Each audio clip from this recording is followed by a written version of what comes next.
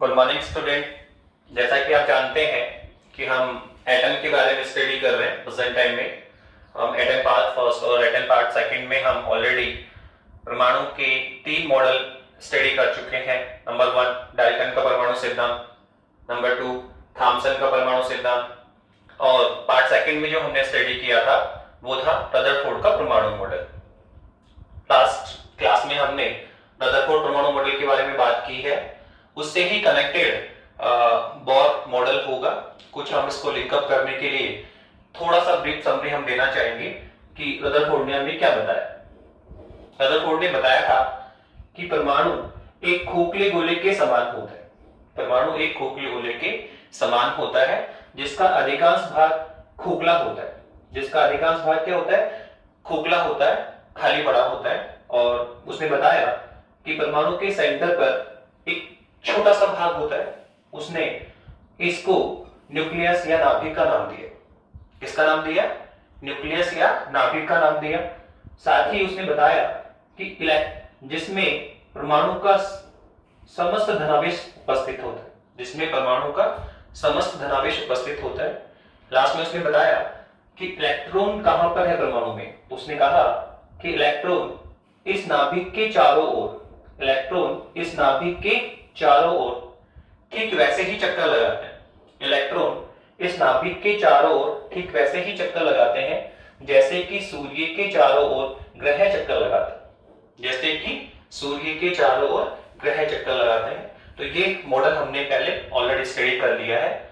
अब हम इसके थोड़ा आगे बढ़ना चाहते हैं और नेक्स्ट जो परमाणु मॉडल हमारे पास में है वो है बोर का परमाणु model. Now atomic structure of the Bohr model. तो बोर ने अपना परमाणु मॉडल देने के लिए अपनी कुछ अभिधारणाएं हमें प्रस्तुत की। इंपॉर्टेंट हम बात करेंगे तो बोर मॉडल की प्रथम अभिधारणा, first postulate of the Bohr model. उसके बाद में उसने सेकंड पोस्टुलेट डिफाइन किया, थर्ड, फोर्थ और फिफ्थ। कुल मिला के उसने 5 इंपॉर्टेंट पॉइंट बोर मॉडल को एटॉमिक स्ट्रक्चर ऑफ मॉडल हमारे सामने रखा। सबसे पहले हम बात करना चाहते हैं कि बोर परमाणु मॉडल की प्रथम अभिधारणा क्या थी। बोर मॉडल की पहली जो अभिधारणा थी वो क्या थी? First postulate of the Bohr model. यहां बोर ने हमें बताया कि अगर हम फर्स्ट पोस्टुलेट की बात करते हैं तो बोर हमें बताता है कि इलेक्ट्रॉन, बोर ने भी यही कहा कि परमाणु एक खोखले गोले के समान होता है। उसके सेंटर पे क्या है? न्यूक्लियस है, नाभिक है। उसके सेंटर पे क्या है? न्यूक्लियस है। और फिर बताया उसने कि इलेक्ट्रॉन कहां पर रिवॉल्व कर रहे हैं। तो बोर की प्रथम अभिधारणा के अनुसार इलेक्ट्रॉन इस नाभिक के सराउंडिंग, इस नाभिक के चारों ओर सर्कुलेट मोशन करता रहता है, वर्ताकार पथ पर गति करता रहता है, रिवोल्यूशन करता रहता है। ये बताया बोर की प्रथम अभिधारणा के अनुसार। अब क्वेश्चन यहां ये बनता है कि सर इसमें बोर ने हमें ऐसी कौन सी नई बात बताई? ये तो हम ऑलरेडी रदरफोर्ड में डिस्कस कर चुके। ये बात तो रदरफोर्ड में बता दी कि इलेक्ट्रॉन नाभिक की चारों ओर घूर्णित अवस्था में होते हैं। तो वही बात बोर भी वही बात बता रहा है, लेकिन इन दोनों में डिफरेंसेस है। बोर ने बताया कि इलेक्ट्रॉन सेंटर में कौन है? नाभिक। और इलेक्ट्रॉन क्या कर रहा है? इस नाभिक के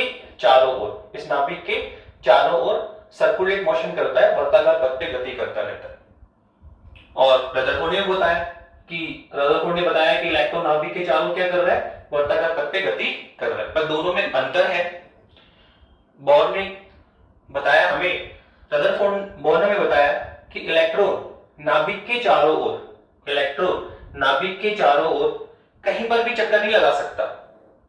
इलेक्ट्रॉन नाभिक के चारों ओर कहीं पर भी चक्कर नहीं लगा सकता।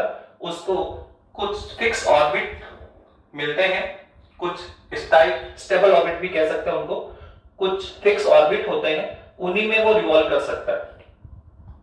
बोर के अनुसार इलेक्ट्रॉन नाभिक के चारों सर्कुलेट मोशन करेगा, लेकिन कुछ फिक्स्ड ऑर्बिट में ही वो रोटेशन कर सकता है, घूम सकता है। जबकि रदरफोर्ड ने ऐसा हमें कोई भी स्ट्रक्चर नहीं बताया था। रदरफोर्ड ने कोई ऑर्बिट्स की बात नहीं कही। रदरफोर्ड के अनुसार इलेक्ट्रॉन नाभिक के चारों ओर कहीं पे भी चक्कर लगा सकता है, गोल गोल चक्कर लगा सकता है। उसने ऑर्बिट को लेकर कोई बात हमें नहीं बताई।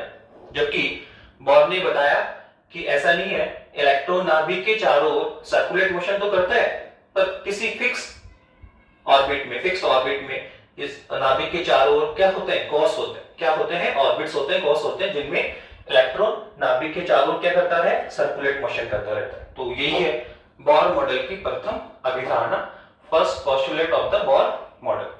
अब इसको थोड़ा डिटेल से पढ़ते हैं कि बोर ने हमें क्या बताया, बोर हमें क्या बताना चाह रहा है। तो बोर ने कहा कि परमाणु में कौन है, नाभिक है। ये कौन है आपका, इलेक्ट्रॉन है। वो क्या कर रहा है, नाभिक के चारों ओर सर्कुलेट मोशन करता है, सर्कुलेट मोशन कर रहा है। क्यों कर रहा है उसका रीजन बता देता हूं मैं आपको। उसने बताया कि ये जो हमारा नाभिक है और ये है इलेक्ट्रॉन, तो हम जानते हैं कि जो नाभिक है उसमें कितना आवेश है, Zd। हम जानते हैं कि नाभिक में क्या है, समधनावेश है। नाभिक में क्या होता है, समधनावेश होता है, पॉजिटिव होता है। और यहाँ जो रिवोल्यूशन पोजीशन में है वो कौन है, इलेक्ट्रॉन है। तो यहाँ कौन है, पॉजिटिव है, और ये कौन है, नेगेटिव है। तो न्यूक्लियर क्या करेगा, नाभिक क्या करेगा, इलेक्ट्रॉन को एक फोर्स अप्लाई करेगा। न्यूक्लियर क्या करेगा, इस इलेक्ट्रॉन को एक फोर्स अप्लाई करेगा, जिसे हम क्या बोलेंगे, इलेक्ट्रोस्टैटिक फोर्स। क्या बोलेंगे उसे हम लोग, इलेक्ट्रोस्टैटिक फोर्स अप्लाई करेगा। अंदर की तरफ, अंदर की डायरेक्शन में, इनवर्ड डायरेक्शन में एक फोर्स अप्लाइड होगा, जिसको हम कहां से कैलकुलेट कर सकते हैं, K Q1 Q2 upon R square. इसको हम कहां से कैलकुलेट कर सकते हैं, K Q1 Q2 upon R square. नाभिक इस इलेक्ट्रॉन को एक फोर्स अप्लाई करेगा, जिसे हम बोलेंगे इलेक्ट्रोस्टैटिक फोर्स, जिसकी वैल्यू हमने ऑलरेडी लिखी हुई है यहाँ पे, K² अपॉन R स्क्वायर। तो कहां से कैलकुलेट कर सकते हैं हम लोग, इसकी हम वैल्यू यहां से कैलकुलेट करते हैं, K Q1 Q2 upon R square. Where Q1 कौन है, तो charge of the nuclear. Q2 कौन है, चार्ज ऑफ द इलेक्ट्रॉन। यहाँ Q1 के रूप में हम नाभिक का चार्ज लेंगे, Q2 के रूप में हम इलेक्ट्रॉन का चार्ज लेंगे। तो कैलकुलेट करते हैं हम लोग, कितनी इसकी वैल्यू आएगी, K इनटू में कौन है, Q1 कौन है, चार्ज ऑफ द न्यूक्लियर, नाभिक का चार्ज। तो नाभिक का चार्ज कितना होता है, तो नाभिक में जो टोटल पॉजिटिव चार्ज होता है वो होता है Z इंटू E। वो हमने कैसे निकाल लिया, बहुत सिंपल सा है। हम जानते हैं कि नाभिक में कितना पॉजिटिव है, तो अंडरस्टूड है, उसमें जितने प्रोटॉन है उनका आप चार्ज निकाल लीजिए। प्रोटॉन्स का जो टोटल चार्ज होगा वही नाभिक का चार्ज होगा। तो हम ये भी जानते हैं कि एक प्रोटॉन के पास कितना चार्ज होता है, +E। एक प्रोटॉन कितना चार्ज रखता है, +E रखता है। अब इसमें कितने प्रोटॉन है नाभिक में, तो हम जानते हैं Z। कितने प्रोटॉन है इसमें, Z, क्योंकि यही डेफिनेशन है किसकी, परमाणु क्रमांक की। एटॉमिक नंबर की डेफिनेशन यही है कि किसी परमाणु में उपस्थित इलेक्ट्रॉनों या प्रोटॉनों की संख्या, किसी परमाणु में उपस्थित इलेक्ट्रॉनों या प्रोटॉनों की संख्या ही क्या कहलाता है, परमाणु क्रमांक कहलाता है। तो बताइए नाभिक में कितने प्रोटॉन है, Z। अब एक प्रोटॉन के पास कितना आवेश है, E, तो Z के पास कितना होगा, Z इंटू E। तो यही होगा आपका नाभिक का आवेश। तो नाभिक का आवेश कितना है, Z। सामने कौन है, इलेक्ट्रॉन। इलेक्ट्रॉन के पास कितना आवेश है, E। तो ये हो गया K Q1 into Q2। Q1 के रूप में नाभिक का आवेश, Q2 के रूप में कौन है, इलेक्ट्रॉन का आवेश। और बीच की डिस्टेंस कितनी है, R। बीच की डिस्टेंस कितनी है, R। ये क्या है, the radius of the orbit. जो ये सर्कुलेट मोशन जिस ऑर्बिट में ये मूव कर रहा है, रिवॉल्व कर रहा है, उसका क्या है, ये रेडियस है। तो ये कितना आ जाएगा, R स्क्वायर। तो कितना आएगा ये, KZe² अपॉन R स्क्वायर। तो ये फोर्स होगा जो नाभिक या न्यूक्लियस किसको लगाएगा, इलेक्ट्रॉन को। किसको लगाएगा, इलेक्ट्रॉन को लगाएगा, किधर, इनवर्ड डायरेक्शन में, अंदर की तरफ फोर्स अप्लाई करेगा। ठीक है, तो एक फोर्स जो लग रहा है सेंटर की ओर, तो यहां उसने कहा कि इलेक्ट्रॉन सर्कुलेट मोशन कर रहा है। इलेक्ट्रॉन क्या कर रहा है, सर्कुलेट मोशन करता है। तो सर्कुलेट मोशन कब पॉसिबल होती है, जब अंदर की तरफ अप्लाइड फोर्स, अंदर की तरफ सेंटर की ओर जो अप्लाइड फोर्सेस है वो किसके इक्वल होना चाहिए, बाहर की ओर लगने वाले फोर्स के इक्वलेंसी होना चाहिए। बाहर की तरफ कौन सा फोर्स लगेगा, तो यहाँ ये जो इलेक्ट्रॉन है, m मास का इलेक्ट्रॉन है, v वेलोसिटी के साथ में क्या कर रहा है, मूव कर रहा है। क्या कर रहा है, मूव कर रहा है। तो इस वेलोसिटी के कारण बाहर की तरफ अपवर्ड डायरेक्शन में एक फोर्स और अप्लाइड होगा, एक फोर्स और अप्लाइड होगा, जिसको हम क्या बोलेंगे, सेंट्रीपिटल फोर्स। क्या बोलेंगे, सेंट्रीपिटल फोर्स बोलते हैं, जिसकी वैल्यू हम फाइंड कर सकते हैं mv²/r।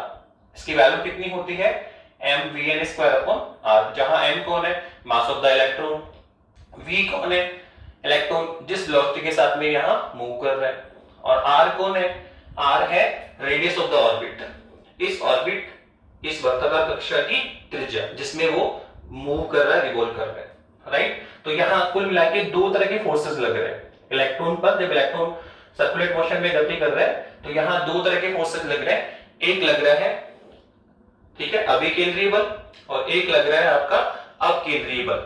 अगर हम इंग्लिश में बोलेंगे तो यहां बोलेंगे इलेक्ट्रोस्टैटिक फोर्स, और बाहर की तरफ जो फोर्स लग रहा है उसको बोलेंगे सेंट्रीपिटल फोर्स, राइट।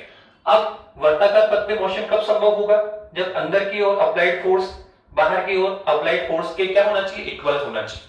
क्या होना चाहिए, इक्वल। कोई भी वर्ताकार पथ या सर्कुलर मोशन कब पॉसिबल है, जब अंदर की तरफ जितना फोर्स लग रहा है बाहर की ओर भी उतना ही फोर्स लगना चाहिए।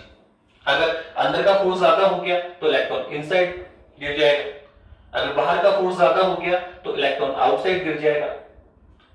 अगर हम चाहते हैं कि इलेक्ट्रॉन सर्कुलेट मोशन करे, कंटिन्यूअस वर्ताकार पथ पे चलता रहे, तो वो तो तभी संभव होगा जब अंदर की ओर लगने वाला फोर्स बाहर की ओर लगने वाले फोर्स के बराबर होता है। तो यही मेन पॉइंट बताया किसने, बोर ने अपने फर्स्ट पोस्टुलेट में बताया कि इलेक्ट्रॉन नाभिक के चारों ओर, इलेक्ट्रॉन नाभिक के चारों ओर सर्कुलेट मोशन करता है, वर्ताकार पथ पे गति करता है, और यहाँ इलेक्ट्रॉन पर अंदर की तरफ जो लगने वाला इलेक्ट्रोस्टैटिक फोर्स है वो बाहर की ओर लगने वाले सेंट्रीपिटल फोर्स के इक्वल होता है। और यही कारण है कि इलेक्ट्रॉन कंटिन्यूअस वर्ताकार पथ पे या सर्कुलर मोशन पे रिवॉल्यूशन करता रहता है। तो यही है बोर मॉडल की फर्स्ट अभिधारणा, जहां हमने इलेक्ट्रोस्टैटिक फोर्स की वैल्यू भी निकाली है, और ये जो आपका है सेंट्रीपिटल फोर्सेस है वो हम ऑलरेडी इसको जानते हैं, इसकी वैल्यू कितनी होती है, mv²/r, mv²/r। अब यहां पर हम डिफाइन कर सकते हैं कि ये vn कौन है, rn कौन है, ठीक है, z कौन है। तो जैसा कि हमने बताया आपको कि इलेक्ट्रॉन r क्या है, रेडियस ऑफ द ऑर्बिट, और v कौन है, वेलोसिटी ऑफ इलेक्ट्रॉन। तो क्वेश्चन ये बनता है कि सर कौन से ऑर्बिट की वेलोसिटी, कौन से ऑर्बिट का रेडियस, क्योंकि हम ये भी जानते हैं कि परमाणु है, परमाणु में कौन है, नाभिक है, न्यूक्लियस है। अब न्यूक्लियस के सराउंडिंग ये पहला ऑर्बिट भी हो सकता है, दूसरा ऑर्बिट भी हो सकता है। इलेक्ट्रॉन जब मूव कर रहा है, इलेक्ट्रॉन जब मूव कर रहा है तो वो फर्स्ट ऑर्बिट में भी मूव कर सकता है। अगर वो फर्स्ट ऑर्बिट में मूव कर रहा है तो रेडियस किसकी लेंगे, फर्स्ट ऑर्बिट की, r1, और वेलोसिटी भी किसमें आएगी, फर्स्ट ऑर्बिट में, v1। पर इलेक्ट्रॉन तो सेकंड ऑर्बिट में मूव कर सकता है, इलेक्ट्रॉन सेकंड ऑर्बिट में मूव कर सकता है। तो जब इलेक्ट्रॉन सेकंड ऑर्बिट में मूव करेगा तो उस केस में हम क्या करेंगे, रेडियस किसका लेंगे, सेकंड ऑर्बिट का, और वेलोसिटी भी किसकी आएगी, सेकंड ऑर्बिट में। किसकी वेलोसिटी है, इलेक्ट्रॉन की वेलोसिटी, पर किसमें, सेकंड ऑर्बिट में। तो इलेक्ट्रॉन कौन से ऑर्बिट में मूव कर रहा है, फर्स्ट ऑर्बिट में है, सेकंड ऑर्बिट में है, थर्ड ऑर्बिट में है। अगर फर्स्ट ऑर्बिट में है तो फर्स्ट ऑर्बिट की रेडियस और वेलोसिटी लेंगे हम यहां पर, और अगर सेकंड में है तो सेकंड ऑर्बिट की वेलोसिटी और रेडियस लेंगे हम लोग। तो हम किसकी लें, तो हम जनरलाइज बात करेंगे, हम बात करेंगे nवे कॉस की। हम किसकी बात करेंगे कि लेट अस सपोज इलेक्ट्रॉन किसमें मूव कर रहा है, nवे कॉस में मूव कर रहा है। किसमें कर रहा है, nवे ऑर्बिट में मूव कर रहा है। तो अंडरस्टूड, अगर nवे ऑर्बिट में मूव कर रहा है तो रेडियस किसकी आएगी, nth ऑर्बिट की आएगी। nवे कोस की त्रिज्या कितनी है, rn, और वेलोसिटी कितनी होगी, vn। तो हम यहां कह सकते हैं कि लेट अस सपोज इलेक्ट्रॉन nवे ऑर्बिट में मूव कर रहा है, रिवॉल्व कर रहा है। तो अंडरस्टूड है कि रेडियस भी किसकी लेंगे हम लोग, nवे ऑर्बिट की, और वेलोसिटी भी किसकी लेंगे, nवे ऑर्बिट की। तो कुल मिला के हमने यहां लिखा कि इलेक्ट्रोस्टैटिक फोर्स कितना होगा, K Z square upon R N square equal कितना आएगा ये M V N square upon R square. फिर हम डिफाइन कर सकते हैं कि आर एन कौन है, रेडियस ऑफ द ऑर्बिट, कौन से ऑर्बिट, nth ऑर्बिट, कौन सा ऑर्बिट है nवा कॉस या nth ऑर्बिट लेंगे हम लोग, और वीएन कौन है, velocity of electron, velocity of electron किसमें nth ऑर्बिट में, किसमें nth ऑर्बिट में। और सर ये z कौन है, तो हम जानते हैं z तो क्या होता है, परमाणु क्रमांक होता है, क्या होता है, परमाणु क्रमांक होता है, या इसको क्या बोलेंगे हम, एटॉमिक नंबर। तो इस तरह से हमने बोर मॉडल की फर्स्ट अभिधारणा स्टडी कर ली, first postulate of the Bohr model.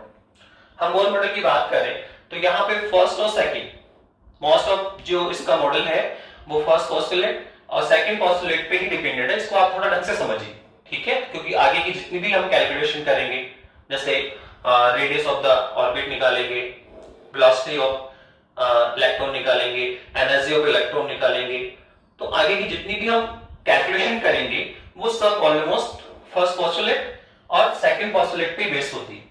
इसलिए यहां पर हमें थोड़ा सा अच्छे से समझ के चलना है ताकि हमें आगे कोई समस्या नहीं आए। तो ये थी हमारी फर्स्ट पोस्टुलेट, बहुत सिंपल सा है। बोर परमाणु मॉडल की प्रथम अभिधारणा के अनुसार इलेक्ट्रॉन नाभिक के चारों ओर, इलेक्ट्रॉन नाभिक के चारों ओर वर्ताकार पत्ते चक्कर लगाता है, सर्कुलेट मोशन करता है, तथा यहाँ नाभिक के द्वारा तथा यहाँ न्यूक्लियस के द्वारा इलेक्ट्रॉन को लगाया गया इलेक्ट्रोस्टैटिक्स फोर्स, इलेक्ट्रोस्टैटिक्स फोर्स बाहर की ओर लगने वाले सेंट्रीपिटल फोर्स के इक्वल होता है, और यही कारण है कि इलेक्ट्रॉन लगातार सर्कुलेट मोशन करता रहता है। ओके नाउ तो हम फर्स्ट पोस्टुलेट पढ़ चुके हैं किसकी, बोर परमाणु मॉडल की। इसके बाद में बोर ने हमें जो सेकंड अभिधारणा दी वो मैंने आपके सामने राइट डाउन कर रखा है, इसको हम समझ रहे हैं क्या है। Second postulate of the Bohr model, यहां बोर हमें कुछ इंपॉर्टेंट एक बात समझाना चाह रहा है कि हमने कहा कि इलेक्ट्रॉन नाभिक के चारों ओर ऑर्बिट्स में सर्कुलेट मोशन करता है, फर्स्ट ऑर्बिट में मूव कर सकता है, सेकंड में कर सकता है, थर्ड में कर सकता है। तो क्वेश्चन ये बनता है सर कैसे डिसाइड हो रहा है, कैसे डिसाइड होगा कि कौन सा इलेक्ट्रॉन फर्स्ट ऑर्बिट में मूव करेगा, कौन सा इलेक्ट्रॉन सेकंड ऑर्बिट में मूव करेगा और कौन सा इलेक्ट्रॉन थर्ड ऑर्बिट में मूव करेगा। तो इसको लेकर बोर ने अपना सेकंड पोस्टुलेट लिखा, द्वितीय अभिधारणा लिखी, और जहां उसने बताया कि इलेक्ट्रॉन कौन से ऑर्बिट में मूव करेगा, फर्स्ट ऑर्बिट में होगा, सेकंड में होगा, थर्ड में होगा, तो उसने कहा कि इसका डिसीजन हम इलेक्ट्रॉन के एंगुलर मोमेंटम के बेसिस पे लेते हैं। कोई इलेक्ट्रॉन फर्स्ट ऑर्बिट में होगा, सेकंड में होगा या थर्ड में होगा, कैसे डिसाइड करेंगे, तो उसने कहा इसका डिसीजन उस इलेक्ट्रॉन के एंगुलर मोमेंटम, यहां mvr कौन है, angular momentum of the electrons, electron का ये क्या होता है, एंगुलर मोमेंटम होता है, कोणीय संवेग होता है। तो इलेक्ट्रॉन के पास कितना कोणीय संवेग है, इलेक्ट्रॉन के पास में कितना कोणीय संवेग है, उसके बेसिस पे हम लोग ये डिसीजन लेंगे कि इलेक्ट्रॉन फर्स्ट ऑर्बिट में होगा या इलेक्ट्रॉन सेकंड ऑर्बिट में होगा या इलेक्ट्रॉन किस में होगा, थर्ड ऑर्बिट में होगा। तो उसने बताया बोर की जो सेकंड अभिधारणा है वो ये कहना चाहता है कि इलेक्ट्रॉन अपनी मर्जी से किसी कोस में मूव नहीं कर सकता, इलेक्ट्रॉन अपनी इच्छा से किसी कोस में मूव नहीं कर सकता, उसके कोणीय संवेग के आधार पे उसके ऑर्बिट का निर्धारण होता है। बोर ने क्या बताया कि इलेक्ट्रॉन उन्हीं कक्षाओं में चक्कर लगा सकता है, इलेक्ट्रॉन उन्हीं कक्षाओं में चक्कर लगा सकता है जिसमें उसका कोणीय संवेग, जिसमें उसका एंगुलर मोमेंटम, जिसमें उसका एंगुलर मोमेंटम कितना होना चाहिए, h/2 का, h/2 का इंटीग्रल मल्टीप्लाई होना चाहिए। क्या होना चाहिए, इंटीग्रल मल्टीप्लाई होना चाहिए, n टाइम मल्टीप्लाई होना चाहिए, जहां पर हम n कौन है आपका, इंटीग्रल मल्टीप्लाई है, n कौन है आपका एक इंटीजर नंबर भी बोल सकते हैं, या फिर हम कह सकते हैं कि n कौन है, इंटीग्रल मल्टीप्लाई होता है। क्या होता है ये, इंटीग्रल मल्टीप्लाई होता है। कुल मिला के कोणीय संवेग mvr कितना होना चाहिए, सर ये होना चाहिए h/2 का n गुना। कितना होना चाहिए? h/2 का n गुना। अर्थात हम इलेक्ट्रॉन के कोणीय संवेग के बारे में स्टडी करेंगे। इलेक्ट्रॉन कोणीय संवेग देखेंगे कि इलेक्ट्रॉन पहले कोष में जाएगा या सेकंड कोष में जाएगा या थर्ड कोष में जाएगा। तो हम कैसे देखेंगे? हमें देखना है कि इलेक्ट्रॉन का कोणीय संवेग, एंगुलर मोमेंटम कितना है। अगर h/2 का 1 गुना है, 1 मल्टीप्लाई है, तो वो इलेक्ट्रॉन किस में जाएगा? फर्स्ट ऑर्बिट में मूव करेगा। किस में करेगा? फर्स्ट ऑर्बिट में मूव करेगा। अगर आपने देखा कि इलेक्ट्रॉन का जो एंगुलर मोमेंटम है वो h/2 का कितना है? 2 टाइम्स है, दुगना है। तो उस केस में हम कहेंगे कि इलेक्ट्रॉन कहां मूव करेगा? सेकंड ऑर्बिट में मूव करेगा। और आपने देखा कि अगर उसका एंगुलर मोमेंटम h/2 कितने मल्टीप्लाई है? 3 टाइम मल्टीप्लाई, 3 गुना है। तो हम कहेंगे कि वो थर्ड ऑर्बिट में मूव करेगा। तो इस बेसिस पे हमने इलेक्ट्रॉन के लिए उसके ऑर्बिट का डिसीजन लिया कि कौन सा इलेक्ट्रॉन फर्स्ट ऑर्बिट में होगा, कौन सा सेकंड में होगा, कौन सा थर्ड में होगा। किस बेसिस पे? उसके एंगुलर मोमेंटम के बेसिस पे कि इलेक्ट्रॉन के पास कितना एंगुलर मोमेंटम है। h/2 का 1 टाइम मल्टीप्लाई है या 2 टाइम मल्टीप्लाई है या 3 टाइम मल्टीप्लाई है। अगर 1 टाइम मल्टीप्लाई है तो इलेक्ट्रॉन फर्स्ट ऑर्बिट में मूव करेगा। अगर 2 टाइम मल्टीप्लाई है तो सेकंड ऑर्बिट में मूव करेगा। और थर्ड टाइम मल्टीप्लाई है तो इलेक्ट्रॉन थर्ड ऑर्बिट में मूव करेगा। कुल मिलाकर प्रत्येक इलेक्ट्रॉन को हम एक फिक्स्ड ऑर्बिट, प्रत्येक इलेक्ट्रॉन के लिए हम एक फिक्स ऑर्बिट डिसाइड करेंगे। किसके बेसिस पे? उसके एंगुलर मोमेंटम के बेसिस पे। नाउ यहां एक इंपॉर्टेंट रिजल्ट और इस सेकंड पोस्टुलेट से रदरफोर्ड ने डिसाइड, बोर ने बताया कि हम देख रहे हैं कि जो भी एंगुलर मोमेंटम हमें मिल रहा है, किसी भी इलेक्ट्रॉन का जो एंगुलर मोमेंटम हमें मिलता है वो एक फिक्स क्वांटिटी में मिल रहा है। फिक्स ऐसा नहीं, कुछ कोई भी इसकी वैल्यू हो सकती है।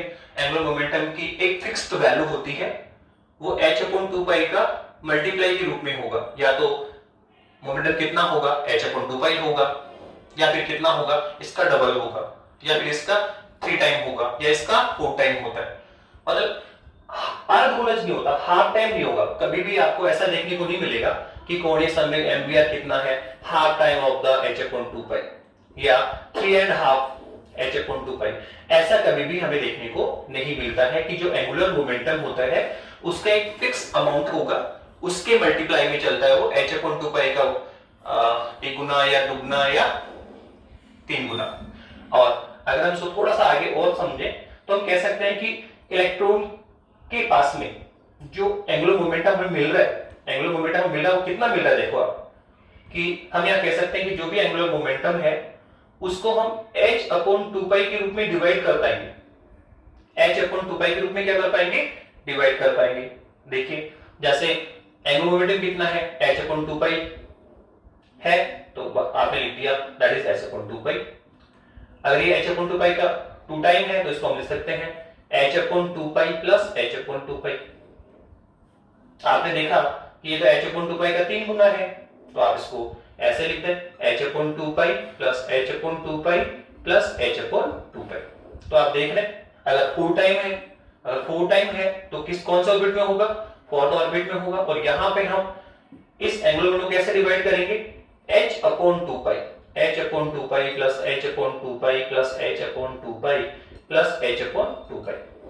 तो आप क्या देख रहे हैं कि इलेक्ट्रॉन का जो भी कोणीय संवेग होता है, एंगुलर मोमेंटम होता है, उसको h/2 के रूप में, स्मॉल क्वांटिटी है h/2, इसके रूप में इसको डिवाइड किया जा सकता है, क्वांटिट किया जा सकता है। इसको क्या किया जा सकता है? इसको डिवाइड या क्वांटिट किया जा सकता है।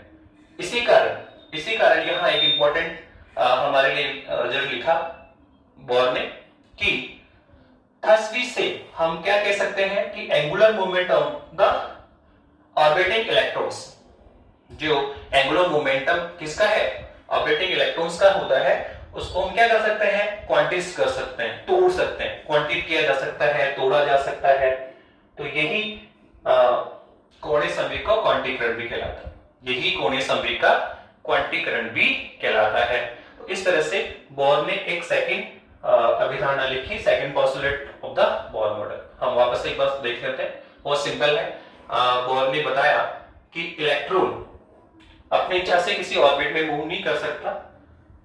इलेक्ट्रॉन केवल उन्हीं कक्षाओं में, उन्हीं ऑर्बिट में रिवोल्यूशन कर सकता है जिसमें उसका कोणीय संवेग h/2π का n मल्टीप्लाई हो। क्या हो? h/2π का n मल्टीप्लाई होना चाहिए। या तो उसका कोणीय संवेग h/2π का 1 गुना होना चाहिए, या उसका दुगना होगा, या उसका 3 गुना होगा, या फिर कितना होगा? 4 गुना होगा। और इस कोणीय संवेग के बेसिस पे हम क्या कह सकते हैं कि इलेक्ट्रॉन पहले कोष में होगा, या दूसरे कोष में होगा, या तीसरे कोष में होगा। किस बेसिस पे? कि वो h/2π कितना मल्टीप्लाई कर, 1 गुना है तो पहले कोष में, दुगना है तो दूसरे कोष में ऑर्बिट करेगा, दूसरे कोष में रिवोल्यूशन करेगा, 3 गुना है तो थर्ड ऑर्बिट में रिवोल्यूशन करेगा, और 4 है तो वो चौथे कोष में करेगा। और लास्ट में हमने ये भी कह दिया कि इलेक्ट्रॉन के एंगुलर मोमेंटम को हम h/2π के रूप में डिवाइड कर पा रहे हैं। h/2π के रूप में क्या कर पा रहे हैं? तोड़ पा रहे हैं। इसका मतलब क्या है कि एंगुलर मोमेंट को हम क्या कर सकते हैं? क्वांटिटीज तोड़ सकते हैं, क्वांटिट कर सकते हैं, छोटी छोटी स्मॉल यूनिट्स के रूप में इसको तोड़ा जा सकता है, क्वांटिट किया जा सकता है। यही एंगुलर मोमेंटम का क्वांटीकरण कहलाता है, क्वांटाइज्ड कहलाता है। एंगुलर मोमेंटम क्या होता है? क्वांटाइज्ड कहलाता है। तो ये क्वेश्चन कई बार आता है कि कोणीय संवेग के क्वांटीकरण से आप क्या समझते हैं? कोणीय संवेग की क्वांटीकरण से आप क्या समझते हो? बहुत सिंपल से कहोगे कि इलेक्ट्रॉन की कोणीय संवेग को h/2π के रूप में तोड़ा जा सकता है, क्वांटिट किया जा सकता है। यही कोणीय संवेग का क्वांटीकरण कहलाता है। कुल मिलाकर हमने 2 इंपॉर्टेंट अभिधारणाएं बोर की स्टडी करी। बहुत सिंपल सा है। पहले में तो उसने बोला कि इलेक्ट्रॉन वर्ताकार पथ में सर्कुलर मोशन करता है, और यहाँ अंदर की ओर लगने वाला इलेक्ट्रोस्टैटिक फोर्स बाहर की ओर लगने वाले सेलेब्रल फोर्स के इक्विवेलेंसी में होता है। सेकंड उसने क्या बताया कि इलेक्ट्रॉन उन्हीं कक्षाओं में चक्कर लगाता है, इलेक्ट्रॉन उन्हीं ऑर्बिट्स में रिवोल्यूशन करेगा जहां उसका एंगुलर मोमेंटम h/2π कितना हो? n टाइम होना चाहिए, n मल्टीप्लाई होना चाहिए। अगर 1 टाइम मल्टीप्लाई है तो पहले कोष में मूव करेगा, 2 टाइम मल्टीप्लाई है तो दूसरे कोष में मूव करेगा, और 3 टाइम है तो तीसरे कोष में रिवोल्यूशन करेगा। और हमने साथ में ये भी देख लिया कि एंगुलर मोमेंटम को हम h/2π के रूप में डिवाइड कर सकते हैं, तोड़ सकते हैं, क्वांटिट कर सकते हैं। यही एंगुलर मोमेंटम का क्वांटीकरण कहलाता है, कोणीय संवेग का क्वांटीकरण कहलाता है। अर्थात एंगुलर मोमेंटम क्या होता है? क्वांटिस होता है। क्या होता है? क्वांटाइज्ड होता है। That's all. तो ये 2 इंपॉर्टेंट बोर मॉडल की पोस्टुलेट थी, अभिधारणाएं थी, जो मोस्ट इंपॉर्टेंट है, जिनके बेसिस पे आगे हम रिमेनिंग चैप्टर को स्टडी करेंगे। इसके बाद में बोर ने हमें थर्ड और फोर्थ 2 इंपॉर्टेंट बातें और बताई। सिंपल है, उसने हमने अभी डिस्कस किया। अभी हम बता रहे हैं कि थर्ड एंड फोर्थ देखो क्या है, इसका बहुत सिंपल सा है। अगर हम थर्ड एंड फोर्थ की बात करें, थर्ड क्या है? Third postulate of the Bohr model भी बोल सकते हैं, fourth postulate of the Bohr model भी बोल सकते हैं। वैसे उसने थर्ड एंड फोर्थ की बात की ही नहीं।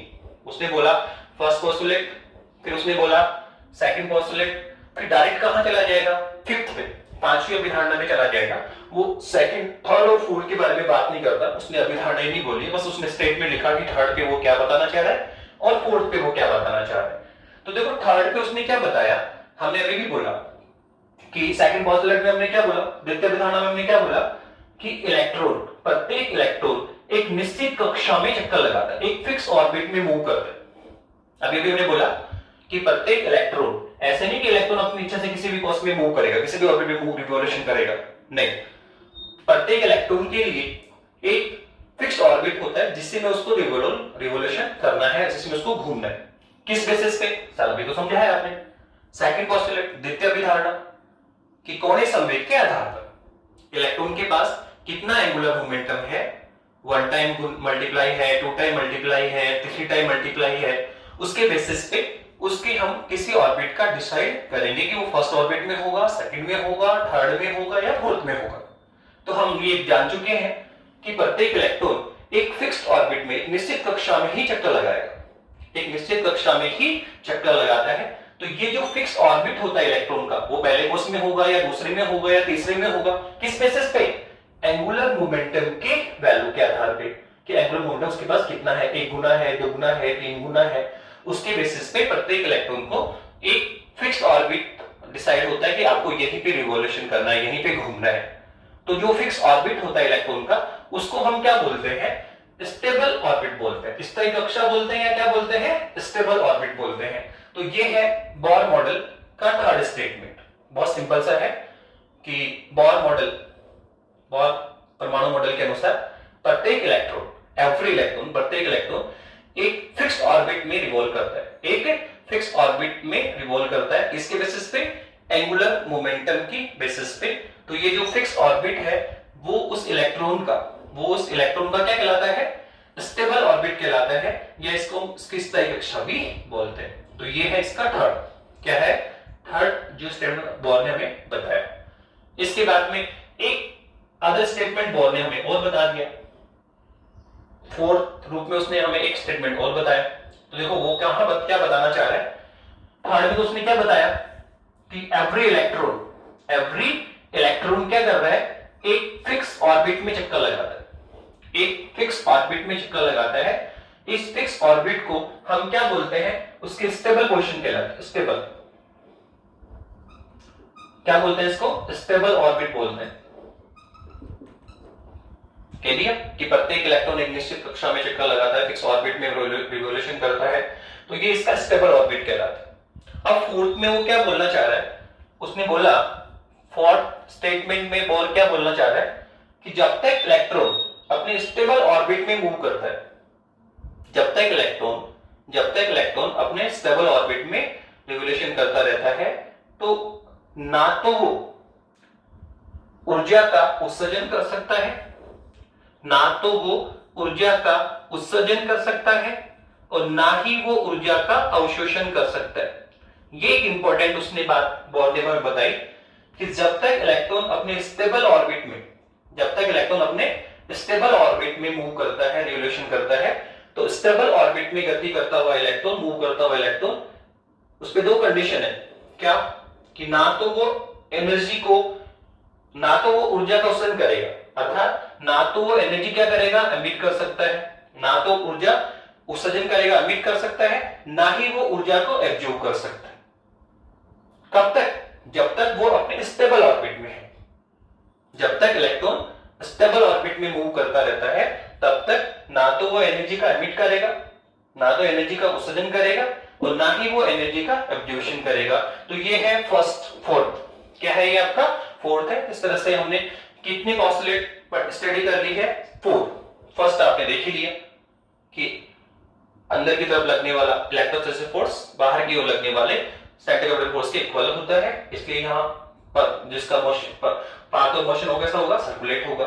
सेकंड हमने बोल दिया कि इलेक्ट्रॉन उन्हीं कक्षाओं में चक्कर लगाएगा जिसमें उसका एंगुलर मोमेंटम h/2 पाई का n मल्टीप्लाई हो, 1 टाइम, 2 टाइम, 3 टाइम। फिर थर्ड उसने बताया कि प्रत्येक इलेक्ट्रॉन एक निश्चित कक्षा में चक्कर लगाता है। किसके बेसिस पे? उसके एंगुलर मोमेंटम के वैल्यू के आधार पर, कि वो फर्स्ट ऑर्बिट में होगा या सेकंड में होगा या थर्ड में होगा। तो ये जो फिक्स ऑर्बिट है वो इलेक्ट्रॉन का क्या कहलाता है? स्टेबल ऑर्बिट कहलाता है। इसको हम हिंदी में बोलेंगे तो क्या बोलेंगे? स्थायी कक्षा कहा गया। कि तो प्रत्येक इलेक्ट्रॉन एक निश्चित कक्षा में फिक्स ऑर्बिट में मूव करता है। ये निश्चित कक्षा क्या कहलाती है? उसकी स्टेबल ऑर्बिट कहलाती है, स्थायी कक्षा कहलाती है। इसके बाद में उसने 4 बोल दिया कि जब तक इलेक्ट्रॉन स्टेबल ऑर्बिट में मूव कर रहा है, तो ना तो वो ऊर्जा को एमिट करेगा, उत्सर्जन करेगा, और ना ही एनर्जी का एब्जॉर्प्शन करेगा, ना ही ऊर्जा का अवशोषण करेगा। राइट? तो ये हमने 4 इंपॉर्टेंट बात हमने कर ली है। इसके बाद में हम लास्ट में एक स्टेटमेंट उसने और दिया, मतलब हम बात करेंगे बोर की। तो बोर ने लास्ट में हमें एक पोस्टुलेट और दे दी, जिसको हम बोलेंगे fifth postulate of the Bohr model. उसको हम क्या बोलेंगे? Fifth postulate of the Bohr model बोलेंगे। ठीक है, तो लास्ट वो और देख लीजिए। बोर ने अपनी जो फिफ्थ पोस्टुलेट दी, पांचवी अभिधारणा जो दी है, उसमें एनर्जी लेवल डिसाइड किया। उसने बताया कि जो इलेक्ट्रॉन है उसमें एनर्जी लेवल डिवाइड होते हैं। जैसे हम कह रहे हैं कि ये हमारा न्यूक्लियर नाभिक है, ये फिर आपका फर्स्ट ऑर्बिट है, ये आपका सेकंड ऑर्बिट है, ये आपका थर्ड ऑर्बिट है। तो उसने ऑर्बिट्स को डिसाइड किया कि फर्स्ट ऑर्बिट है, सेकंड ऑर्बिट है, थर्ड ऑर्बिट है। अब जब आप फर्स्ट ऑर्बिट पे जाओगे तो इसका हमें एक एनर्जी लेवल मिलेगा। फर्स्ट ऑर्बिट का एक एनर्जी लेवल होता है, यहाँ जिसकी जिसकी एनर्जी हम कैलकुलेट कर सकते हैं और आगे चल के निकालेंगे भी हम लोग कि जो हाइड्रोजन एटम का जो फर्स्ट ऑर्बिट होता है उसकी जो एनर्जी होती है वो होती है माइनस की 13.6 इलेक्ट्रॉन वोल्ट। तो कहने का अर्थ ये है कि एवरी ऑर्बिट होता है उसमें एक एनर्जी होती है, एक एनर्जी लेवल होता है। फर्स्ट ऑर्बिट का एनर्जी लेवल कितना है, माइनस 13.6 इलेक्ट्रॉन वोल्ट। फिर आप सेकंड ऑर्बिट में चले जाए, फिर आप थर्ड ऑर्बिट में चले जाए, तो प्रत्येक जो ऑर्बिट है उसका एक एनर्जी लेवल होता है। क्या होता है, एनर्जी लेवल होता है। तो यहाँ वो एक बात एनर्जी लेवल को लेकर बात करना चाह रहे हैं। उसने फिफ्थ पॉस्टुलेट हम दे रहे हैं यहाँ पे। फिफ्थ पॉस्टुलेट में उसने क्या बताया, उसने दो एनर्जी लेवल कंसीडर की। बोर ने अपने फिफ्थ पॉस्टुलेट को डिस्कस करने के लिए दो एनर्जी लेवल लिए, ताकि सपोज करो ये है n1 orbit, late us suppose ये कौन है n2 ऑर्बिट। ये दो हमने एनर्जी लेवल, एक n1 ऑर्बिट n1 कॉस ले लिया और फिर n2 कॉस ले लिया। अब अगर ऑर्बिट है तो इसका एनर्जी लेवल होगा, तो लेट अस सपोज इसका एनर्जी लेवल कितना है En1 और इसका एनर्जी लेवल कितना है En2।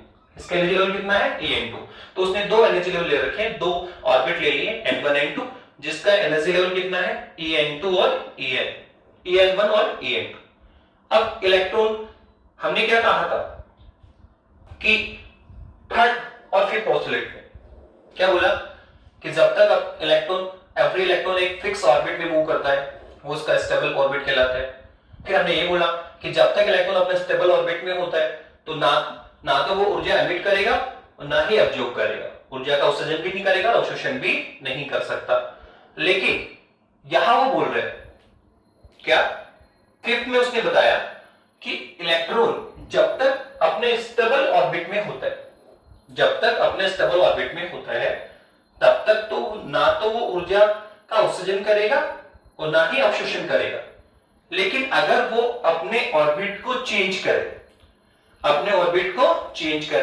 जो अपना ऑर्बिट है, जैसे मान लो इलेक्ट्रॉन सेकंड ऑर्बिट में मूव कर रहा है, इलेक्ट्रॉन कहां मूव कर रहा है, सेकंड ऑर्बिट में मूव कर रहा है। सेकंड ऑर्बिट उसका स्टेबल ऑर्बिट है। अब इलेक्ट्रॉन क्या कर सकता है, सेकंड ऑर्बिट से कहां जा सकता है, थर्ड ऑर्बिट में जा सकता है। सेकंड ऑर्बिट से कहां जा सकता है, फिफ्थ ऑर्बिट में जा सकता है। अपने से अपर लेवल के ऑर्बिट में मूव कर सकता है।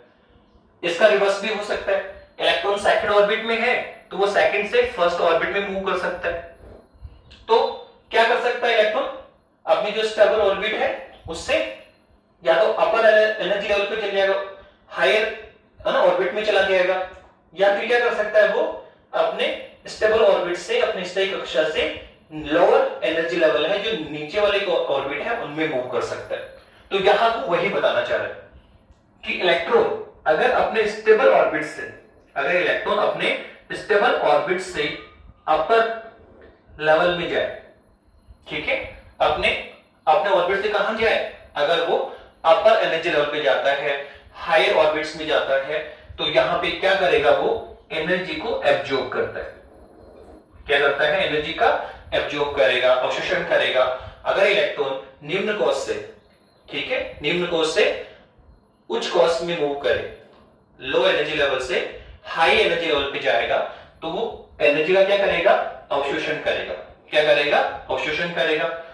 लेकिन अगर इलेक्ट्रॉन उल्टा करे, क्या करे, हाई ऑर्बिट से किधर आए, लोअर ऑर्बिट में आए, ठीक है, हायर ऑर्बिट से कहां आए, लोअर ऑर्बिट में आए, हाई एनर्जी लेवल से किस में आए, वो लो एनर्जी लेवल पे आएगा, तो उस केस में वो एनर्जी का क्या करेगा, उत्सर्जन करेगा, एमिट करेगा। क्या करेगा, एमिट। यहां तो करेगा एब्जॉर्प्शन और यहां क्या करेगा, एमिट करेगा। तो अब क्वेश्चन ये बनता है कि कितनी एनर्जी एब्जॉर्ब करेगा या कितनी एनर्जी एमिट करेगा, तो वो डिपेंड करता है इन दोनों के एनर्जी लेवल के डिफरेंस पे। इसका भी एक एनर्जी लेवल है, इसका भी एक एनर्जी लेवल है, तो इन दोनों का एनर्जी लेवल का हमें डिफरेंस कैलकुलेट करना पड़ेगा।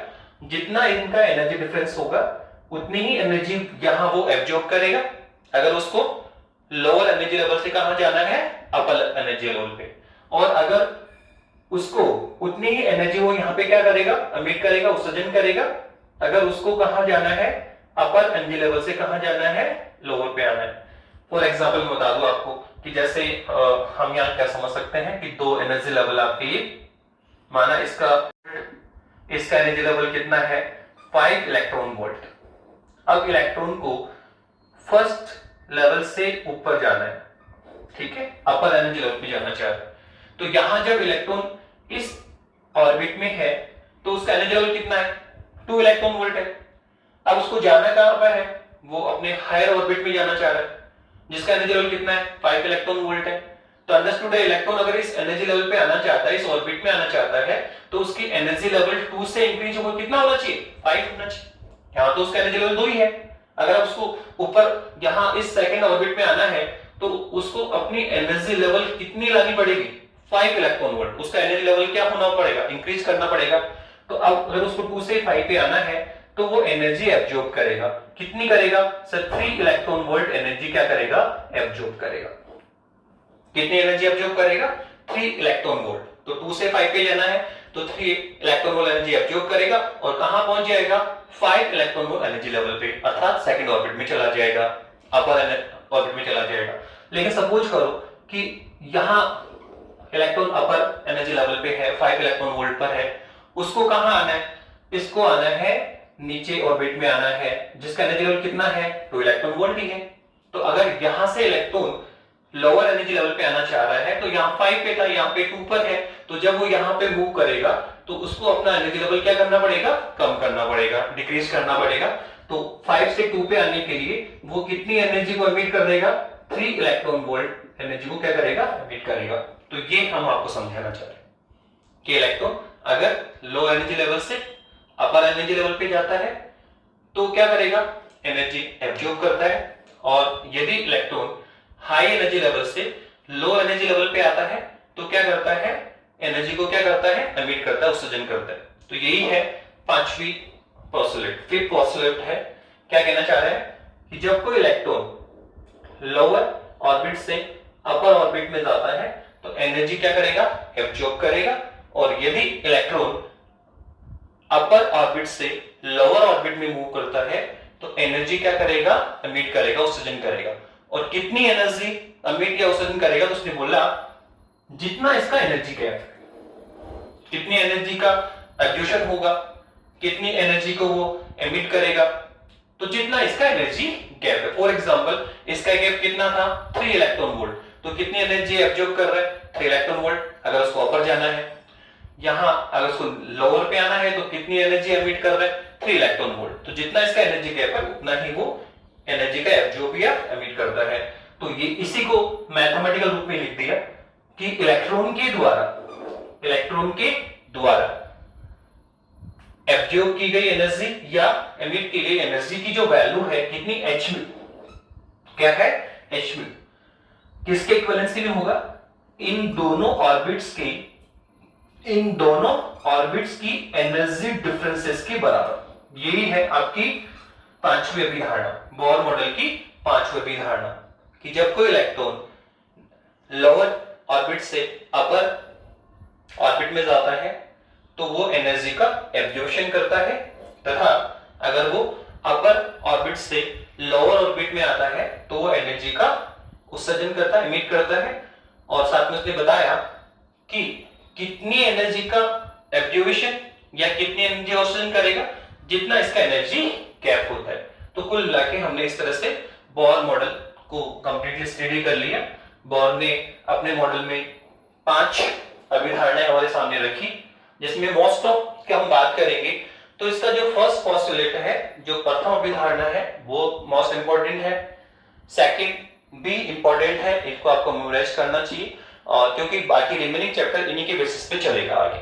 अभी हम आगे चलेंगे तो देखेंगे कि ऑलमोस्ट जो रिमेनिंग कैलकुलेशन है वो इन 2 के बेसिस पे, और इसके बाद में अगर कहीं हम यूज कर रहे हैं तो जो इसकी फिफ्थ पोस्टुलेट है, जो इसकी पांचवी अभिधारणा है, वो भी हमें यूज आएगी, राइट। तो ये हमने आपके सामने बोर मॉडल रखा। फर्स्ट इसकी जो अभिधारणा थी बहुत सिंपल थी कि इलेक्ट्रॉन सर्कुलेट मोशन करता है और अंदर की तरफ लगने वाला जो इलेक्ट्रोस्टैटिक फोर्स है वो बाहर की ओर लगने वाले ठीक है, सेंट्रीपिटल फोर्सेस के इक्वल होता है। ये है आपका फर्स्ट पोस्टुलेट। सेकंड उसने बताया कि इलेक्ट्रॉन उन्हीं ऑर्बिट्स में रिवॉल्व कर सकता है जिसमें उसका एंगुलर मोमेंटम h/2π का n टाइम हो। और फिर हमें आगे चल के देख लिया कि जो एंगुलर मोमेंटम है उसको h/2π के रूप में डिवाइड किया जा सकता है। और यही इसी कारण हमने क्या कहा कि जो एंगुलर मोमेंटम है वो क्या होता है, क्वांटिज होता है। क्या होता है वो, क्वांटाइज किया जा सकता है, क्वांटिट होता है। यही एंगुलर मूवमेंट, यही कोणीय समय का क्वांटीकरण कहलाता है। उसके बाद में उसने थर्ड, फोर्थ और फिफ्थ। तो थर्ड तो बहुत सिंपल है कि एवरी इलेक्ट्रॉन प्रत्येक इलेक्ट्रॉन एक निश्चित कक्षा में फिक्स ऑर्बिट में मूव करता है। किस बेसिस पे, एंगुलर मूवमेंट के बेसिस पे। तो इस फिक्स ऑर्बिट को उसका क्या कहा जाता है, स्टेबल ऑर्बिट कहा जाता है। के साथ में ये कह दिया कि जब तक इलेक्ट्रॉन अपने स्टेबल ऑर्बिट में है, जब तक इलेक्ट्रॉन अपने स्टेबल ऑर्बिट में है तब तक वो कोई ऊर्जा का उत्सर्जन भी नहीं करेगा, अवशोषण भी नहीं करेगा। ना तो वो ऊर्जा का एब्जॉर्प्शन कर सकता है, ना एनर्जी को क्या कर सकता है, वो एमिट कर सकता है। लास्ट में उसने बोला, फिफ्थ जो पोस्टुलेट थी बोर की, उसमें उसने बोला कि जब इलेक्ट्रॉन लो ऑर्बिट से हाई ऑर्बिट में जाता है या हाई ऑर्बिट से लो ऑर्बिट में जाता है तो एनर्जी को एब्जॉर्ब या क्या करता है, एमिट करता है। अब कितनी एनर्जी एमिट या एब्जॉर्ब करेगा, जितना इसका एनर्जी गैप है। जो एनर्जी गैप निकाल लीजिए, जितना इसका एनर्जी गैप है उतनी ही एनर्जी वो एमिट या एब्जॉर्ब करेगा। That's all. तो ये था बोर मॉडल। इसके बाद में हमने जैसे ही बोर मॉडल स्टडी किया, तो बोर मॉडल के बेसिस पे, बोर मॉडल को लेकर हम रदरफोर्ड मॉडल की कुछ कमियां थी। जब हमने रदरफोर्ड मॉडल स्टडी किया था तो वहां से हम दो इंपॉर्टेंट हमने ड्रॉबैक देखे थे। दो इंपॉर्टेंट ड्रॉबैक हमने किसके देखे थे, रदरफोर्ड के।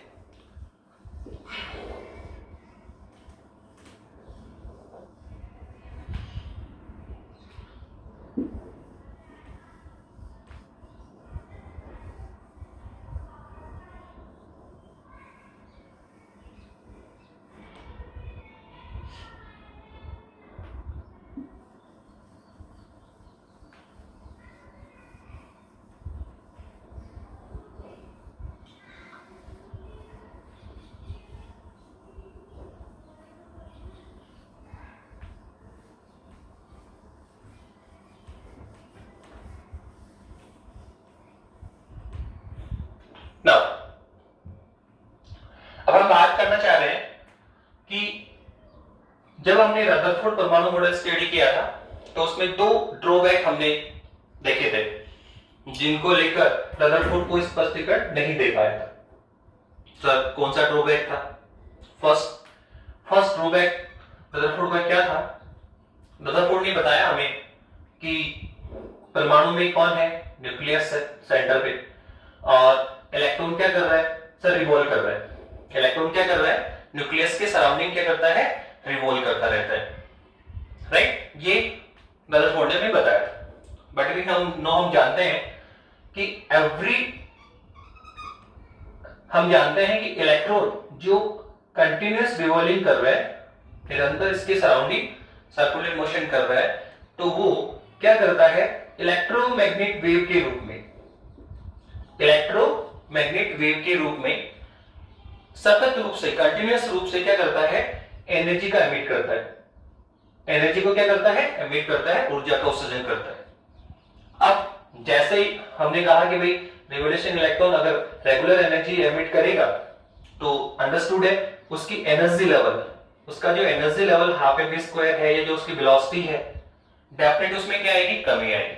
अगर ये कंटिन्यूअस रूप से एनर्जी को एमिट करेगा, उत्सर्जन करेगा, तो नेचुरल उसकी ऊर्जा में क्या, एनर्जी में क्या आएगी, कमी आएगी। उसकी वेलोसिटी भी क्या होगी, कम होगी। और अगर वेलोसिटी कम होगी तो डेफिनेटली उसका रेडियस भी क्या होगा, कम होगा। तो क्या होगा कि कंटिन्यूअस उसकी एनर्जी और उसकी वेलोसिटी में कमी आएगी और उसका रेडियस भी कम होगा, और फाइनल एंड पे इलेक्ट्रॉन को किसमें गिर जाना चाहिए, नाभिक में गिर जाना चाहिए। किसके बेसिस पे, रदरफोर्ड के बेसिस पे। किसके बेसिस पे, रदरफोर्ड का जो परमाणु मॉडल था वो इस ड्रॉबैक का कोई स्पष्टीकरण नहीं दे पाया था। रदरफोर्ड कह रहा है कि रदरफोर्ड मॉडल के अनुसार इलेक्ट्रॉन को नाभिक में गिर जाना चाहिए, जबकि इलेक्ट्रॉन नाभिक में नहीं गिरा।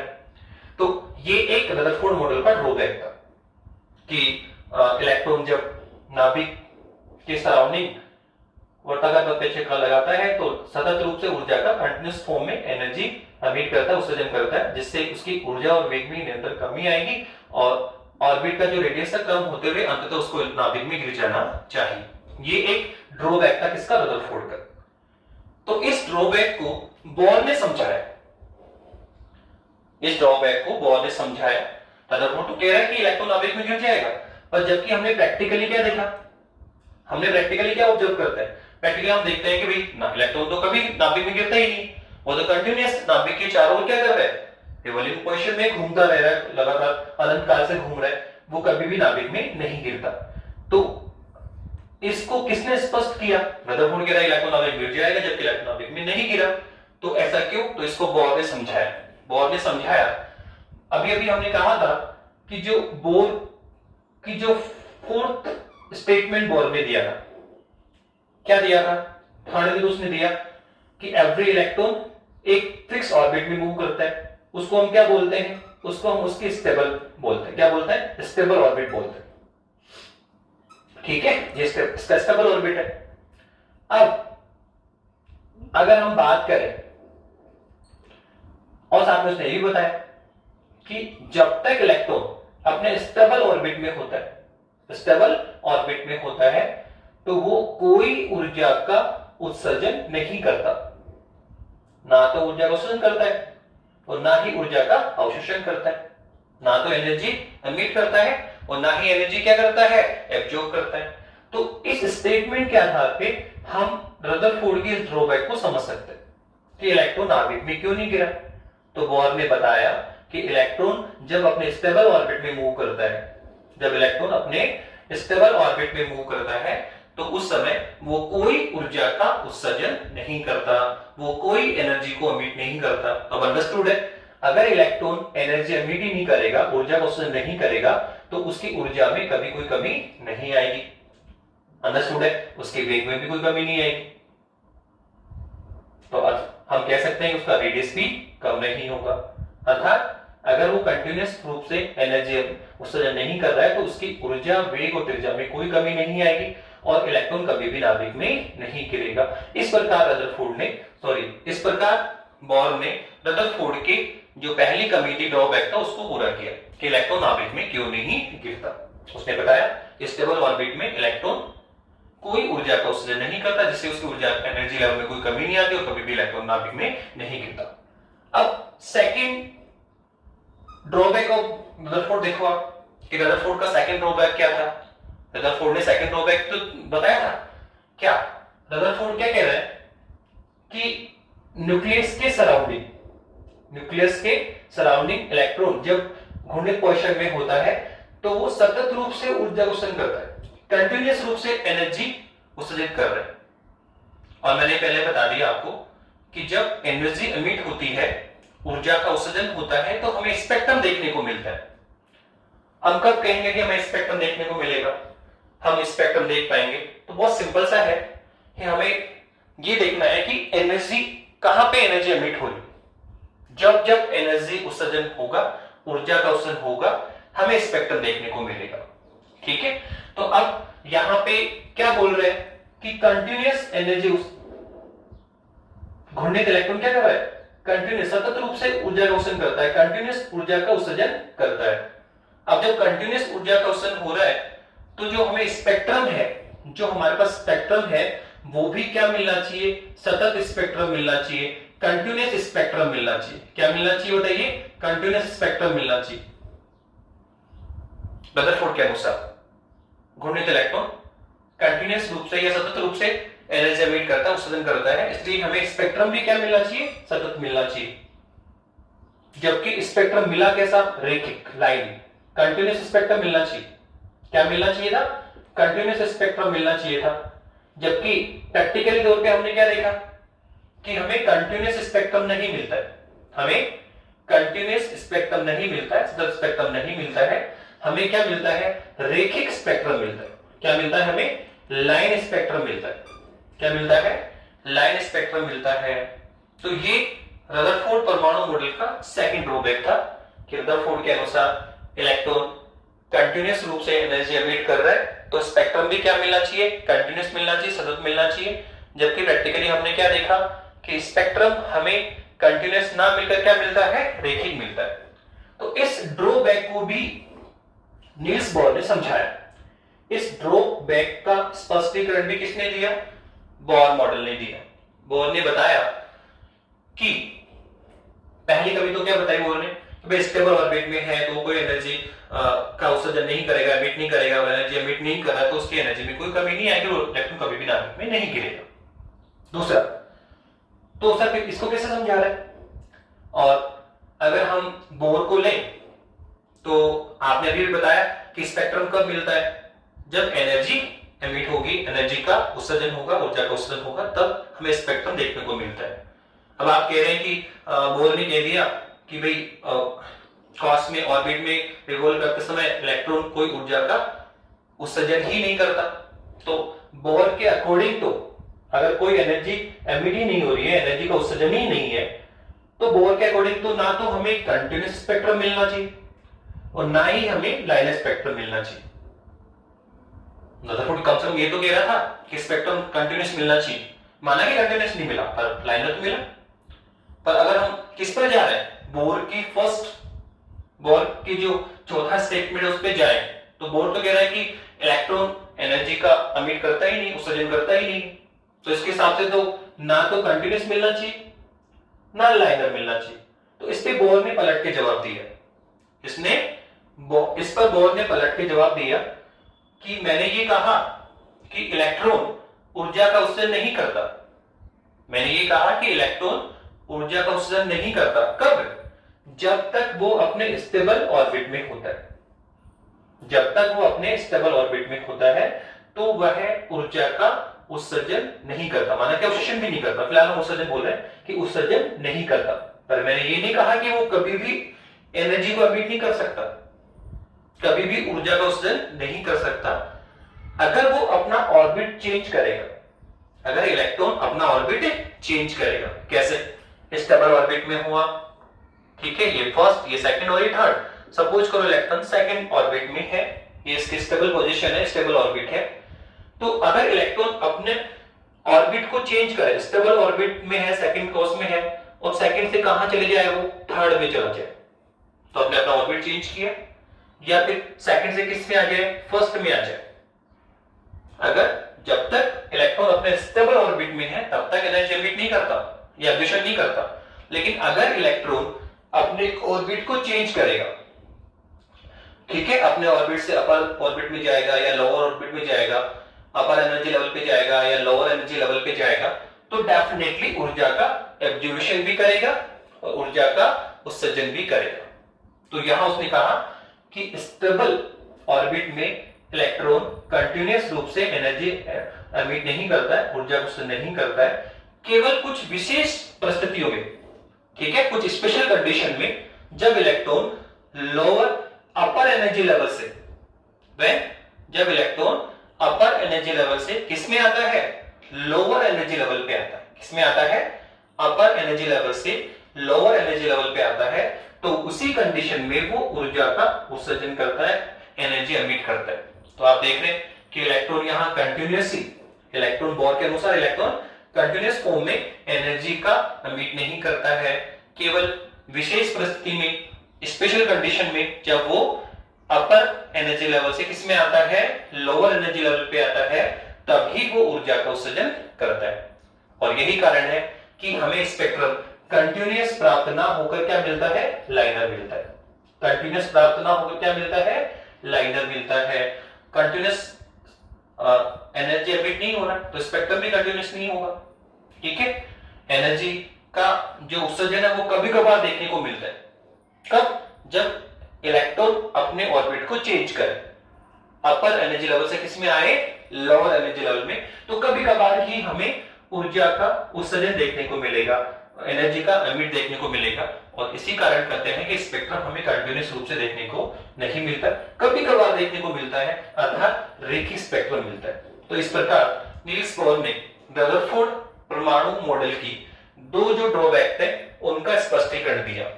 पहला ड्रॉबैक इलेक्ट्रॉन नाभिक में, ब्रदरहुड कह रहा है कि इलेक्ट्रॉन नाभिक में गिर जाना चाहिए, जब इलेक्ट्रॉन नाभिक में नहीं गिरा। ठीक है। दूसरा, स्पेक्ट्रम कंटिन्यूस मिलना चाहिए, जबकि क्या मिलता है, लाइनर मिलता है। तो इन दोनों को उसने समझाया, बहुत सिंपल सा है कि नील्स बोर के अनुसार जब तक इलेक्ट्रॉन अपने स्टेबल ऑर्बिट में मूव करता है तो वो कोई एनर्जी का एमिट नहीं करता, उत्सर्जन नहीं करता, जिससे उसकी एनर्जी में कोई कमी नहीं आती, उसकी वेलोसिटी में कोई कमी नहीं आती, और यही कारण है कि इलेक्ट्रॉन नाभिक में नहीं गिरता। सेकंड उसने क्या बोला कि नील्स बोर के अनुसार इलेक्ट्रॉन जब अपने स्टेबल ऑर्बिट में होता है तो कोई ऊर्जा का उत्सर्जन नहीं करता है, केवल विशेष परिस्थिति में जब वो अपर ऑर्बिट से लोअर ऑर्बिट में आता है तभी वह ऊर्जा का एमिट करेगा, उत्सर्जन करेगा, और उसी केस में हमें स्पेक्ट्रम देखने को मिलेगा। अर्थात एनर्जी कंटिन्यूअस फॉर्म में एमिट नहीं होती है, कभी कभार ही एनर्जी एमिट होती है, उत्सर्जन होती है, इसलिए हमें स्पेक्ट्रम भी कंटिन्यूअस नहीं मिलेगा। कैसा मिलेगा, रेखिक कभी कभार देखने को मिलेगा, लाइनर स्पेक्ट्रम देखने को मिलेगा। ओके, इस तरह से हमने आपको बोर मॉडल का जो एटॉमिक स्ट्रक्चर है मैंने आपके सामने रखा है। ठीक है, आप इसको एक बार लर्न करेंगे, हम इसको नेक्स्ट आर्टिकल में हम इनको यूज करेंगे, स्पेशली फर्स्ट और सेकंड, और लास्ट हम बोलेंगे फिफ्थ। ये तीन ऐसी इसकी पॉसिबिलिटी थी जो मोस्ट इंपोर्टेंट है, जो रिमेनिंग चैप्टर को चलाता। अगर अपन रिमेनिंग चैप्टर की बात करेंगे तो सर अब आप क्या डिस्कशन करना चाह रहे हैं, नेक्स्ट टॉपिक में हम क्या लेना चाह रहे हैं, तो यहाँ हम अब मैथमेटिकल कैलकुलेशन पे आएंगे।